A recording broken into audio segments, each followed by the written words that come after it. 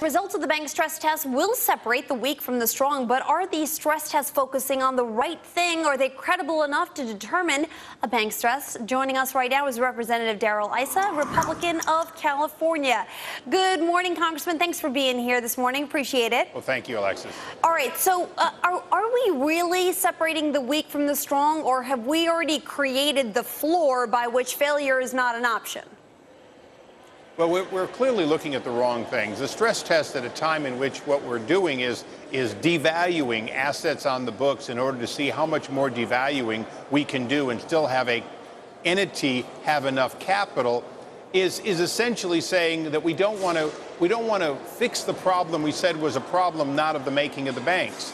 If you're going to look at the proper stress test, the real question is, given the capital, which we've shown a willingness to provide if it's not naturally provided, are these going concerns? In other words, do the enterprises have the ability to make a net cash flow profit?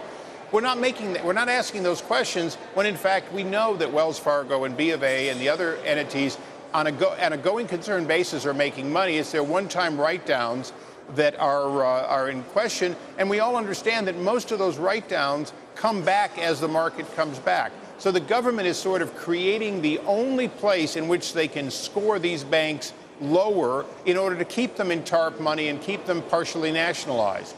Okay, so your argument, Congressman, is that they do not want to see these financial institutions pay back the funds because they want to have a say in the future of the banking industry? Absolutely. There's no question that the previous administration's Treasury Secretary forced the money on them. Now they're doing everything they can to keep these entities from getting loose from the money. And what's absurd about it is that, in fact, they're linking now the ordinary FDIC, the ordinary portion of government that we have an involvement in, they're linking the continuing of that to whether you keep the TARP money and do what we say. Again, there's no question that most of these banks are very solvent. They have a go-forward profit. In other words, every day more money is generated than spent at these banks. So there's not a risk of insolvency unless we, in fact, force it. And what we're saying to these banks is, do what we want you to do, or we'll force the insolvency the way we did on a couple of others already. And B of A, who was, I think leaked wrongly but deliberately, is such a great example of an entity which everyone is believing is fine, go forward, can get past this hurdle, is working their way out of their bad loans, but in fact on a go-forward basis is making money. They're being put in a position now where they're going to have to toe the line for this administration.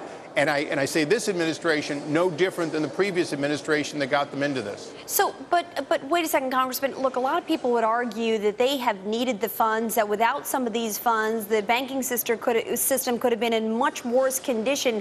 Do you not credit any of the moves that have been made by this administration to shore up the capital markets? The previous administration, and by continuing that policy, this administration said that there was a dysfunction in the global market and that we, the taxpayers, were going to put money in to stabilize the global market. We put money into American banks because that was part of the stabilization, not necessarily because they needed it, but because we said there had to be public confidence because we, the taxpayers, needed to be comfortable. Now what we've turned it from is we need you to have the money because of this global meltdown to you took the money, therefore you're culpable in the problem, and we're going to force you to do what we want you to do. Many of these things, including buying Merrill Lynch, you ask the question of, is this appropriate for government to do? And the question answers itself very quickly. We have been doing, in both administrations, things which are inappropriate for government to do. All right, Congressman Issa, Republican of California. As always, good speaking to you. Thanks for being here this morning. Thanks, Alexis. All right, guys, we're going to be right back with some of the news headlines in just a moment. Stay here. 1 second.